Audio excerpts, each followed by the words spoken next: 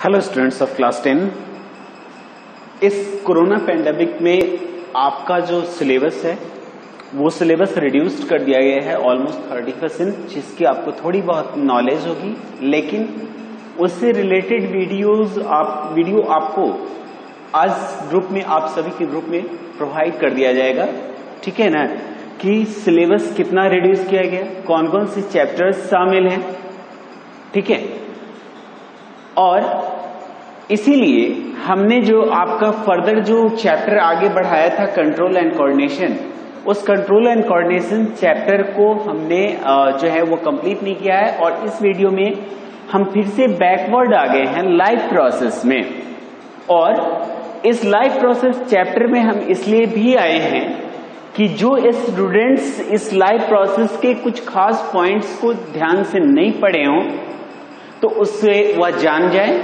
और दूसरी बात कि इसमें कुछ डीप पॉइंट्स आपको फर्दर, केवल एक नॉलेज नहीं देना चाहूंगा, केवल एक इंफॉर्मेशन नहीं कि फोटोसिंथेसिस क्या है, वो आप ऑलरेडी जानते हो, लेकिन चूंकि हमें इस पॉइंट को स्टार्ट करना है तो स्टार्ट तो हमें यहीं से करना है, फोटोसिंथेसिस से। ठीक है स्टूडेंट्स, तो हम लोग आज स्टार्ट करेंगे फोटोसिंथेसिस। फोटोसिंथेसिस क्या होता है, ठीक है, और कौन लोग फोटोसिंथेसिस प्रोसेस को परफॉर्म कर सकते हैं। इस न्यूट्रिशन चैप्टर में हमने पढ़ा कि according to the process by which living organisms obtained their food और they perform their process of nutrition, यानी प्रोसेस ऑफ न्यूट्रिशन के आधार पर सभी लिविंग क्रिएचर्स को दो ग्रुप में बांटा गया, एक ऑटोट्रॉप्स और दूसरा हेटेरोट्रॉप्स। ऑटोट्रॉप्स में भी हमने देखा कि इसके दो ग्रुप्स हैं, एक फोटो ऑटोट्रॉफ और दूसरा है कीमो ऑटोट्रॉफ। कीमो ऑटोट्रॉफ हमने आपको 9 से कुछ एग्जांपल्स लेकर बताया था कि acidophiles, bacterias etcetera etcetera are the type of living organisms that they derive energy by the process of chemical reaction, चाहे वह कॉम्बिनेशन रिएक्शन हो, चाहे वह रिडक्शन यानी कि तोड़ने की प्रक्रिया हो, चाहे जोड़ने की, लेकिन वो करेंगे केमिकल रिएक्शन से ही अपना एनर्जी गेन करेंगे।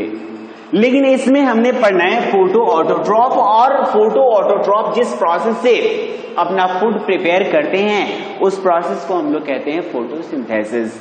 तो इसको अगर डिफाइन करें तो कैसे डिफाइन करेंगे, तो कहता है कि the process by which green plants prepare their food by using simple inorganic materials in the presence of sunlight and chlorophyll। इन सभी चीजों को मिलाकर फोटोसिंथेसिस में केवल कौन कर सकते हैं, तो ग्रीन प्लांट्स। फोटोसिंथेसिस का प्रोसेस किसमें हो सकता है, तो ओनली इन ग्रीन प्लांट्स।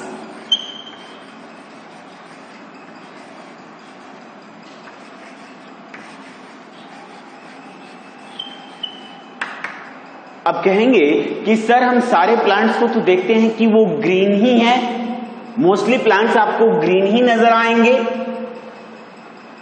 तो क्या कोई ऐसा प्लांट भी है जो कि नॉन ग्रीन हो? कोई ऐसा प्लांट बताइए सर जो कि नॉन ग्रीन हो। एक्चुअली नॉन ग्रीन प्लांट्स जितने भी मशरूम कैटेगरी के प्लांट्स होते हैं वो नॉन ग्रीन प्लांट्स हैं, और ऐसे प्लांट्स जिसके पास की क्लोरोफिल नहीं होता है, यानी वह ग्रीन कलर को रिप्रेजेंट नहीं करते, ग्रीन कलर नहीं है उनका, तो वह फोटोसिंथेसिस नहीं करेंगे। पर इसमें भी कुछ एक्सेप्शनल्स हैं, जैसे कुछ आप देखिएगा कि कुछ लीफी वेजिटेबल्स जो हैं, जैसे एमरैंथस की बात की जाए, ठीक है, तो एमरैंथस रेड होते हैं। अब क्या रेड कलर के एमरैंथस जो हैं वह क्या फोटोसिंथेसिस प्रोसेस को परफॉर्म नहीं करेंगे? करेंगे। वो फोटोसिंथेटिक पिगमेंट यानी क्लोरोफिल को कंसिस्ट करते हैं, लेकिन other pigments, other coloured pigments जो हैं वह लार्जर अमाउंट में, इसलिए वो दिखते हैं, और उसके कलर के प्रेजेंस में वह ग्रीन कलर्ड पिगमेंट क्या होता है, हाइड हो जाता है, और इसीलिए उसमें ग्रीन कलर अपीयर या प्रेजेंट नहीं होता। अब खैर चलेंगे कि ये जो है वह ग्रीन प्लांट्स कर सकते हैं, क्या एनिमल्स भी फोटोसिंथेसिस करते हैं? तो कुछ एक माइक्रोस्कोपिक एनिमल्स जैसे कि क्लेमाइडोमोनास,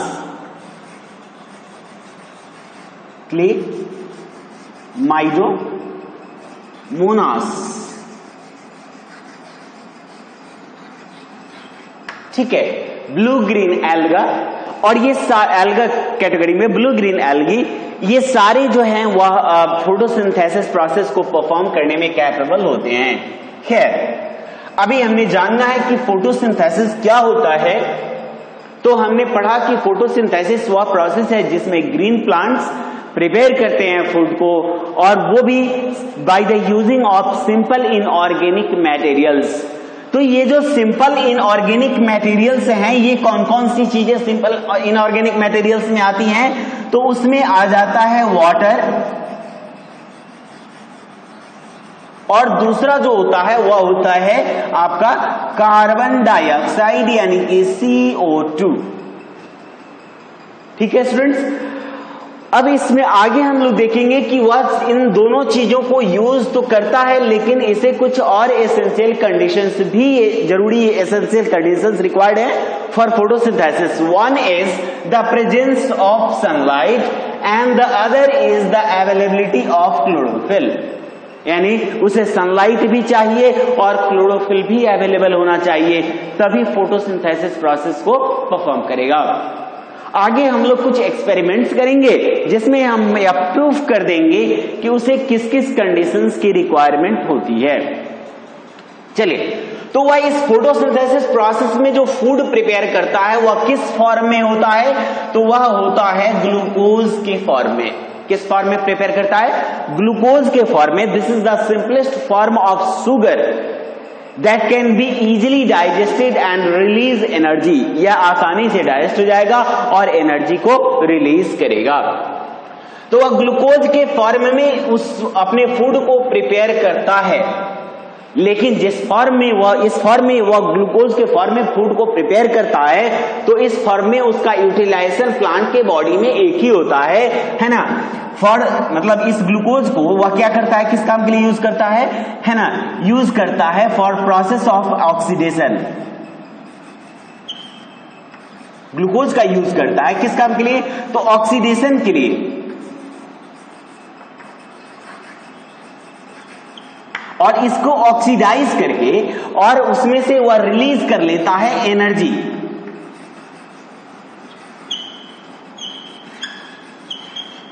यह जिस प्रोसेस से एनर्जी को रिलीज करता है उस प्रोसेस को हम लोग कहते हैं रेस्पिरेशन।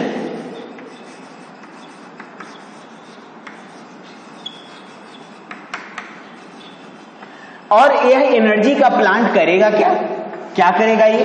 तो मेनली यह इस एनर्जी का यूज करता है अपने मेटाबॉलिक प्रोसेस में। किस प्रोसेस में? तो मेटाबॉलिक प्रोसेस में यूज करता है। अब इसमें मेटाबॉलिक प्रोसेस में आप लोग जानते हैं कि उसमें बहुत सारे प्लांट्स जो कि लिविंग ऑर्गेनिज्म है, तो उसमें बहुत सारे केमिकल रिएक्शंस होंगे और उन सभी केमिकल रिएक्शंस के लिए एनर्जी की रिक्वायरमेंट होगी। तो वह इसी ग्लूकोज को ऑक्सीडाइज करके और उसमें कंबाइंडेड एनर्जी का रिलीज करेगा, जिस एनर्जी का यूटिलाइजेशन वह अपने मेटाबॉलिज्म के लिए करेगा।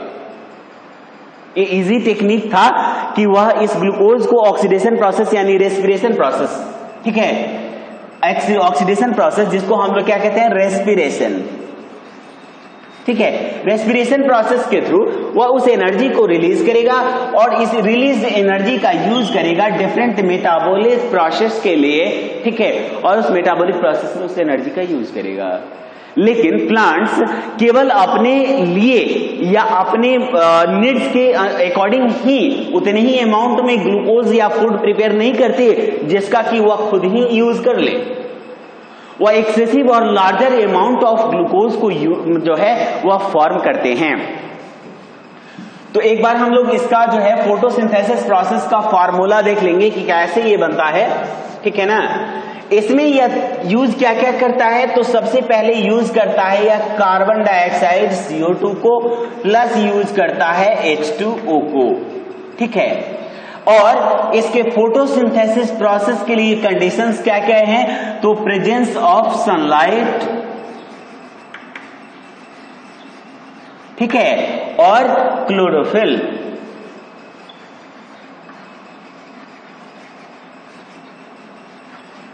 जो कि ग्रीन फीड प्लांट्स के पास होता है, और यह फूड प्रिपेयर करता है ग्लूकोज के फॉर्म में। उसका फॉर्मूला है C6H12O6।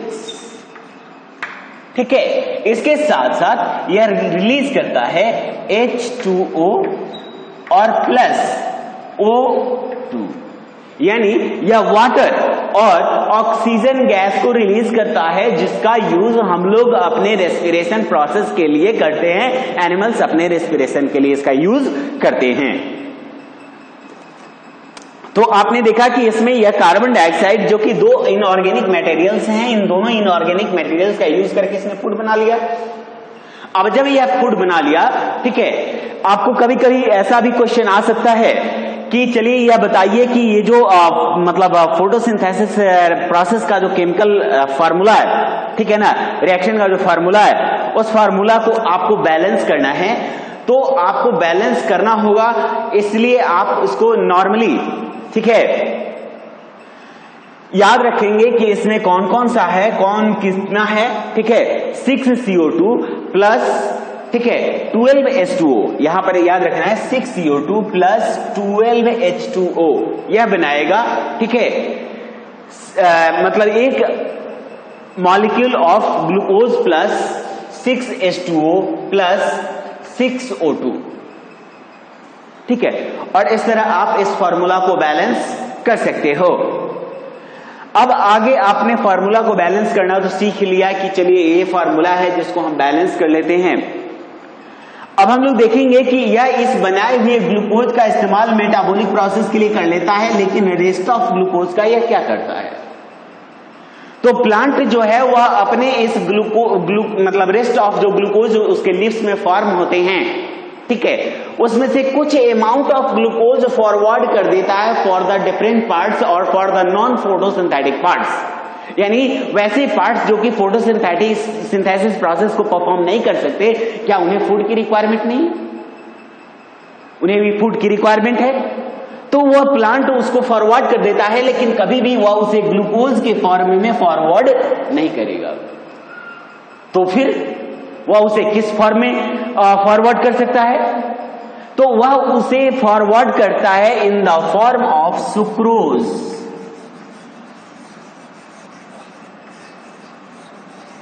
ठीक है, यानी कि वह उस ग्लूकोज को और फ्रुक्टोज को, या ग्लूकोज जो सुक्रोज जो बनता है, इसमें दो चीजें मिली हुई होती हैं, ग्लूकोज और फ्रुक्टोज।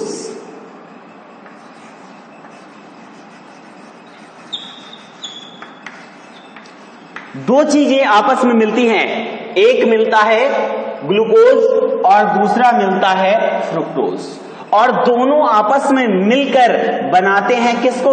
तो वह बनाते हैं सुक्रोज को। सुक्रोज का फॉर्मूला क्या है? तो सुक्रोज एक्चुअली, और जिस तरह से आपको सुक्रोज जो है वह फॉर्मूला है आपका शुगर का, और ग्लूकोज और फ्रुक्टोज दोनों का सेम ही फॉर्मूला होता है। ग्लूकोज और फ्रुक्टोज दोनों का फॉर्मूला सेम ही होता है। तो वह उसको चेंज कर देता है सुक्रोज के फॉर्म में, और इसी सुक्रोज के फॉर्म में उसको वह कैरी करता है through the conducting vessels through their transport system that is known as phloem, यानी फ्लोएम टिश्यू के द्वारा इस सुक्रोज के फॉर्म में उसको वह फॉरवर्ड कर देता है to the non photosynthetic parts. Non photosynthetic parts में पहुंच गया, चलिए ठीक है, नॉन फोटोसिंथेटिक पार्ट्स ने भी क्या किया कि उसे ग्लूकोज के रूप में कन्वर्ट करके और उसका यूटिलाइजेशन किया, एनर्जी रिलीज किया, लेकिन उससे भी कुछ एक्स्ट्रा फूड वह बना लेता है, और उसे वह कुछ अनदर प्रोसेसेस के लिए भी यूज करता है, जिसमें वह क्या करता है कि सेलुलोज का फॉर्मेशन करता है, फॉर्मेशन ऑफ सेलुलोज। ठीक है, वह अपने बॉडी में सेलुलोज नाम का सब्सटेंस भी बनाता है, और वो भी यूज करता है किसका? तो इसी ग्लूकोज को यूज करता है सेलुलोज का फॉर्मेशन के लिए। इसका मतलब है कि cellulose is also a form of carbohydrate. जिस तरह से हमने कहा कि कार्बोहाइड्रेट के फॉर्म होते हैं ग्लूकोज, सुक्रोज, फ्रुक्टोज, लैक्टोज, ये सब कार्बोहाइड्रेट के फॉर्म्स हैं, तो उसमें आपका सेलुलोज भी एक तरह का क्या हो गया, ए फॉर्म ऑफ कार्बोहाइड्रेट, यानी कार्बन, हाइड्रोजन और ऑक्सीजन से मिला हुआ एक कॉम्प्लेक्स मटेरियल। चलिए सेलुलोज को बना लिया, फिर भी एक्स्ट्रा कुछ फूड बच गया, तो उसको क्या करेगा, तो अपने बॉडी में वह उस बचे हुए फूड को स्टोर कर देता है, और वह स्टोर किस फॉर्म में करेगा अपने इस रेस्ट और बचे हुए फूड को, तो वह उसे फॉर्म करता है, स्टोर करता है in the form of starch. ठीक है, इस स्टार्च का फॉर्मूला क्या है, ठीक है, इस स्टार्च का फॉर्मूला क्या है, तो इसका फॉर्मूला होता है C6H10NO5, C6H10NO5, यानी यह क्या करता है कि इसमें से हाइड्रोजन को रिलीज करता है, 2 एटम्स ऑफ हाइड्रोजन और 1 एटम ऑफ ऑक्सीजन को रिलीज कर देता है, और इस तरह यह फॉर्म कर देता है H2O, यानी इसमें से वह उसको रिलीज करके वाटर बना देता है, और उसके बाद बाकी बचे हुए कार्बोहाइड्रेट को, यानी कार्बन, हाइड्रोजन और ऑक्सीजन को कंबाइन करके वह एक अनदर टाइप ऑफ कंपाउंड को बना लेता है, जिसे हम लोग कहते हैं स्टार्च। तो वह उस प्लांट जो है वह उस स्टार्च के फॉर्म में इस फूड को, उस एक्स्ट्रा बचे हुए फूड मटेरियल्स को वह अपने बॉडी में स्टोर कर देता है। ठीक है, चलिए प्लांट ने फूड को अपने बॉडी में स्टोर कर लिया स्टार्च के रूप में, और वह अनदर लिविंग क्रिएचर्स को क्या करेगा, उसको स्टोर करके, तो वह अनदर लिविंग क्रिएचर्स को वह फूड को क्या करेगा, प्रोवाइड कर देगा। यानी प्लांट्स को के ऊपर जो सर्वाइव करने वाले अदर एनिमल्स, यानी ऑटोट्रॉप्स पर जीने वाले जो हेटेरोट्रॉप्स हैं, वह उस एनर्जी को उस हेटेरोट्रॉप्स को प्रोवाइड कर देता है। अब यहां पर कुछ चीजें यहां पर आपको जो है वह एक्सप्रेस होती हैं, निकल कर आती हैं सामने, वह है कि what are the conditions that are essential for photosynthesis, यानी फोटोसिंथेसिस प्रोसेस के लिए कौन कौन सी कंडीशंस एसेंशियल हैं। तो आपको यह पता है कि there are 4 conditions essential for photosynthesis. One is the presence of sunlight, पहला जरूरी चीज है सनलाइट। पहला हमने देख लिया सनलाइट है। सेकंड हो गया क्लोरोफिल,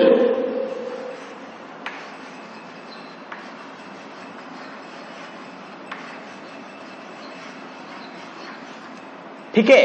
थर्ड एसेंशियल सब्सटेंस इसका हो गया कार्बन डाइऑक्साइड, और फोर्थ एसेंशियल सब्सटेंस इसका हो गया H2O।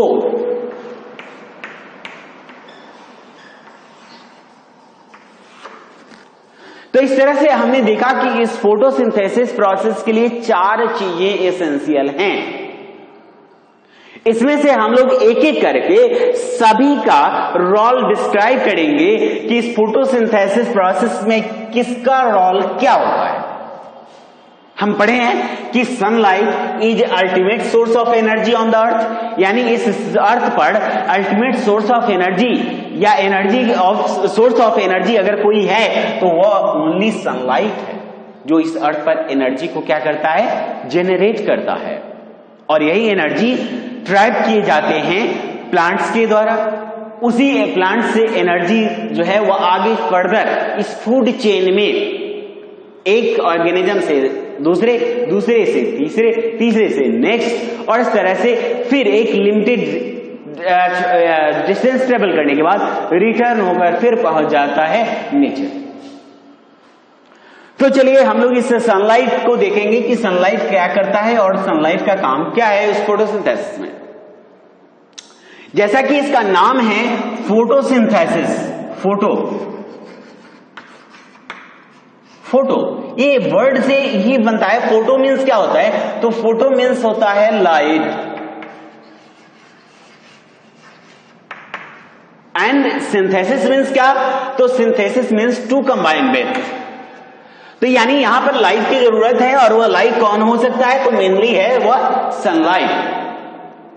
एक क्वेश्चन और आता है यहां पर इस बात को सुनने के बाद कि क्या फोटोसिंथेसिस सनलाइट के प्रेजेंस में ही होंगे, क्या सनलाइट एब्सेंट होगा तो वहां पर प्लांट्स में फोटोसिंथेसिस नहीं हो सकता है? बिल्कुल हो सकता है। अगर लाइट की इंटेंसिटी उतनी मिल जाए तो आसानी से प्लांट्स में फोटोसिंथेसिस हो सकता है, इनिशिएट किया जा सकता है। कितना? तो ये कहता है कि जितना एनर्जी एक 500 वाट का हम लोग बल्ब देखते हैं तो उस बल्ब में लिखा होता है फ्रंट में 100 वाट, 100, और उसके बगल में लिखा होता है W यानी वाट, ठीक है, 100 वाट लिखा होता है। वैसे ही कहता है कि उसमें 100 वाट के बजाय यहां पर अगर हम 500 वाट का अगर बल्ब जलाते हैं तो यह इतनी एनर्जी प्रोड्यूस करता है जिससे कि प्लांट्स जो हैं वह फोटोसिंथेसिस प्रोसेस, प्लांट्स के अंदर फोटोसिंथेसिस प्रोसेस को इनिशिएट किया जा सके। तो ये रहा आपका जो फोटो एक आंसर जिसमें आप जान सकते हैं कि सनलाइट अगर नहीं प्रेजेंट हो कुछ समय के लिए तो हम उस प्लांट में फोटोसिंथेसिस को परफॉर्म करवा सकते हैं। अब देखेंगे कि सनलाइट जो है हम लोग फिजिक्स में पढ़े हैं कि सनलाइट जो होता है वह 7 कलर्स को कंबाइन करने से यह लाइट बना हुआ होता है। कितने कलर्स होते हैं? 7 कलर्स।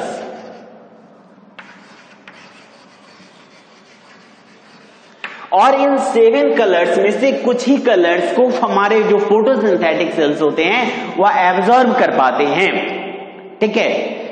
फोटोसिंथेटिक जो सेल्स होते हैं वह कुछ ही कलर्स को एब्जॉर्ब कर पाते हैं क्योंकि उसकी वेवलेंथ उतनी ही मतलब उसके एब्जॉर्ब करने की कैपेसिटी उसी वेवलेंथ की होती है।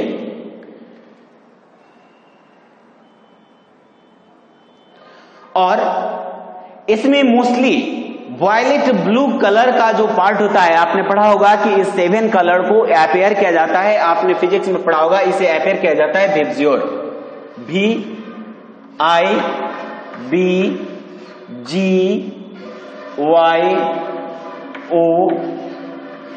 विबज्योर।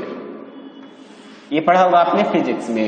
जब प्रिज्म में आपने लाइट को जो है वह लाइट को डिफरेंट कलर्स में सेपरेट किया होगा आपने, तो उस प्रोसेस में आपने पढ़ा होगा कि विबज्योर क्या है। इसमें से यह कहता है कि यह केवल वायलेट ब्लू कलर, ठीक है, वायलेट ब्लू कलर को यह एब्जॉर्ब करता है और उसी का यूज करता है for the process of photosynthesis. और इस वायलेट से लेकर और ब्लू तक का जो रीजन बनता है, इस वायलेट से लेकर ब्लू तक के रीजन को हम लोग फोटोसिंथेटिकली एक्टिव रेडिएशन के नाम से जानते हैं, ठीक है। फ्रॉम ब्लू टू रेड कहता है कि from blue to red, blue से लेकर रेड तक जो है वह कौन सा रीजन बनता है? तो फोटोसिंथेटिकली एक्टिव रेडिएशन जो रीजन बनता है।